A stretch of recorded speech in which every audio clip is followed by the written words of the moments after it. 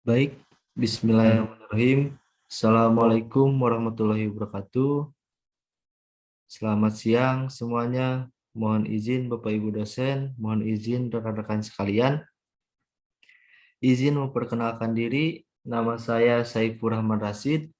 Program studi saya Teknik Penangkapan Ikan semester 3 dari Politeknik Kelautan Perikanan Karawang Kampus Lampung.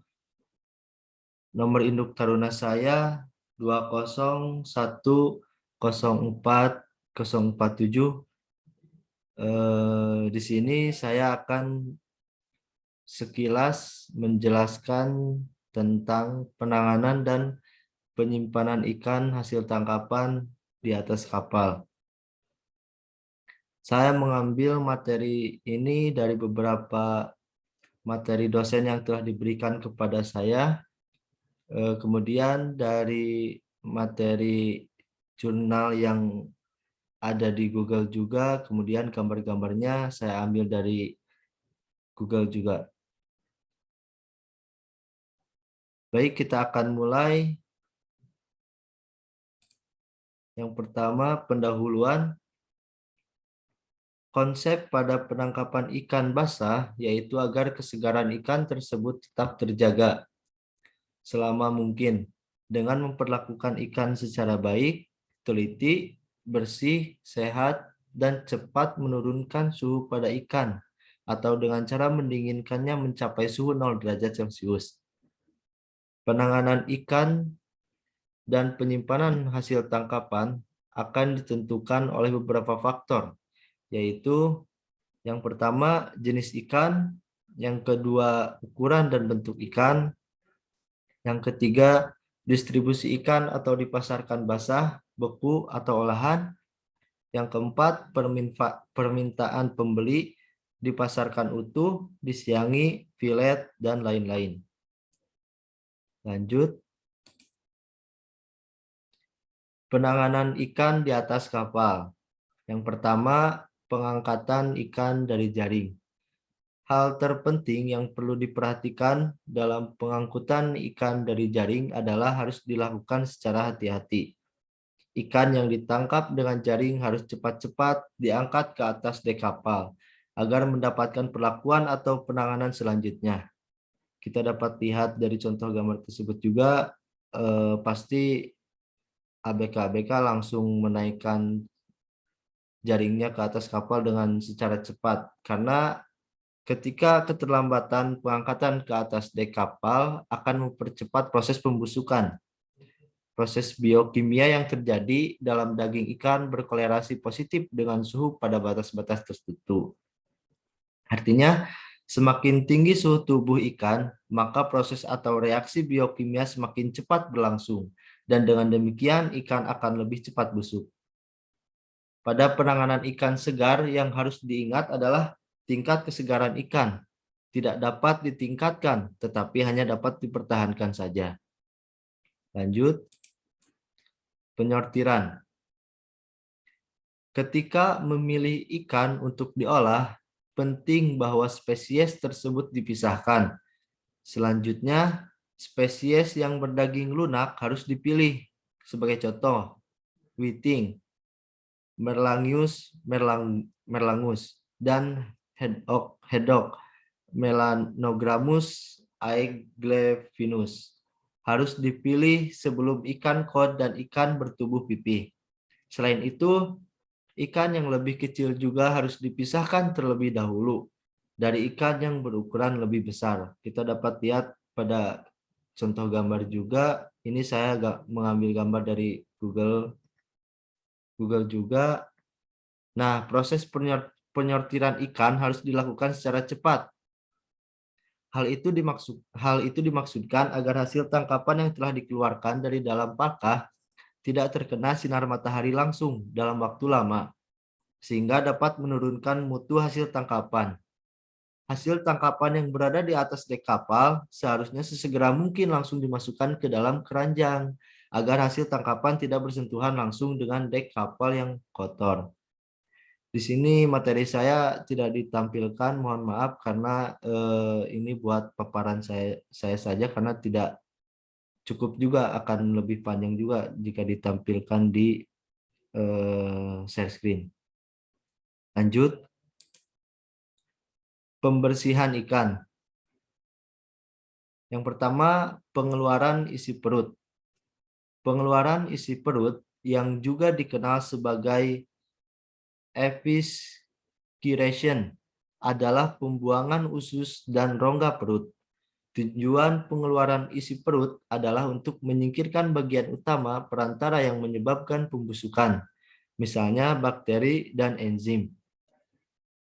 Nah, ketika mengeluarkan isi perut, gunakan sebuah pisau yang bersih dan tajam untuk menghasilkan potongan yang bersih. Ikan dibelah dari bagian kerongkongan sampai ke saluran pembuangan, namun tidak melebihi saluran pembuangan sampai daging ekor. Semua isi dari rongga usus harus dibuang tanpa membiarkannya menyentuh ikan yang belum dikeluarkan isi perutnya. Kita dapat lihat juga contoh pada gambar selanjutnya. Pengeluaran darah. Setelah dikeluarkannya isi perut, darah ikan harus dibersihkan. Mengeluarkan darah spesies berdaging putih menghasilkan filet yang lebih putih, yang lebih diterima oleh konsumen. Konsumen yang membeli ikan putih dingin di belahan Eropa menginginkan dagingnya berwarna sangat pucat. Adanya gumpalan darah, bercak-bercak gelap, atau berubahnya seluruh daging menjadi gelap mengurangi daya jual.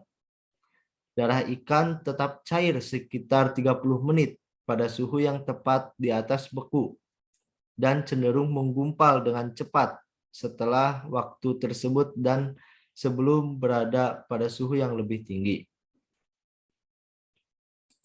Selanjutnya, pencucian. Nah, ini sangat penting, harus dilakukan. Ikan harus dicuci secara seksama setelah pengeluaran isi perut dengan menggunakan air tawar, bisa, boleh, atau air laut juga boleh. Kemudian pencucian menyingkirkan sisa-sisa darah dan isi perut dan beberapa bakteri dari kulit. Selain itu, pencucian menyingkirkan beberapa lapisan lendir dari ikan yang menjadi media perkembangbiakan yang baik bagi bakteri selama penyimpanan. Air yang kotor harus dibuang dari ikan setelah pencucian. Selanjutnya, penirisan. Proses penirisan bertujuan untuk menghilangkan air yang masih menempel pada tubuh ikan. Penirisan dapat dilakukan dengan menempatkan keranjang ikan di atas dek. Lamun cek Sunda nama penirisan teh ditiiskeun. Selanjutnya, pendinginan. Pada prinsipnya, pendinginan adalah mendinginkan ikan secepat mungkin ke suhu serendah mungkin, tetapi tidak sempat menjadi beku. Pada umumnya, pendinginan tidak dapat mencegah pembusukan secara total, tetapi semakin dingin suhu ikan, semakin besar penurunan aktivitas bakteri dan enzim. Dengan demikian, melalui pendinginan, proses bakteriologi dan biokimia pada ikan hanya tertunda, tidak dihentikan. Kita dapat lihat juga contoh-contoh pada gambar yang saya ambil dari Google juga ini. Selanjutnya, penanganan ikan di tempat pelelangan ikan. Tempat pelelangan ikan adalah tempat para penjual dan pembeli melakukan transaksi jual beli ikan melalui pelelangan di mana proses penjualan ikan dilakukan di hadapan umum dengan cara penawaran bertingkat. Tujuan penanganan di tempat pelelangan ikan ini adalah mampu mempertahankan kualitas ikan dalam waktu yang lebih lama, dapat menyingkat waktu dalam penanganan ikan karena menggunakan teori dan metode yang benar, dan kualitas ikan yang dihasilkan akan memiliki mutu yang lebih baik. Di gambar ini juga contoh tempat pelelangan ikan. Selanjutnya, distribusi ikan. Nah, distribusi ikan adalah rangkaian kegiatan penyaluran hasil perikanan dari suatu tempat ke tempat lain setelah produksi. Alat atau sarana yang digunakan dalam proses distribusi agar produk yang didistribusikan sampai ke tempat tujuan dengan tetap mempertahankan mutu dan kualitasnya. Oleh karena itu, distributor hasil perikanan harus memahami persyaratan yang harus dipenuhi dalam proses distribusi hasil perikanan. Nah, di sini juga di materi yang sudah saya siapkan, ada hal-hal yang harus diperhatikan pada distribusi ikan adalah, yaitu yang pertama distribusi hasil perikanan yang menggunakan sarana transportasi. Yang kedua, sarana berupa kendaraan pengangkut tidak digunakan untuk tujuan lain secara bersamaan untuk menghindari kontaminasi. Nah, jadi kendaraan untuk pengangkut ikan juga tidak boleh digunakan dengan tujuan lain selain hanya mengangkut ikan karena menghindari kontaminasi tadi. Yang ketiga, harus dipisahkan jika diangkut bersamaan dengan produk lain. Nah, ini juga sudah dijelaskan bahwa ketika bersamaan dengan produk lain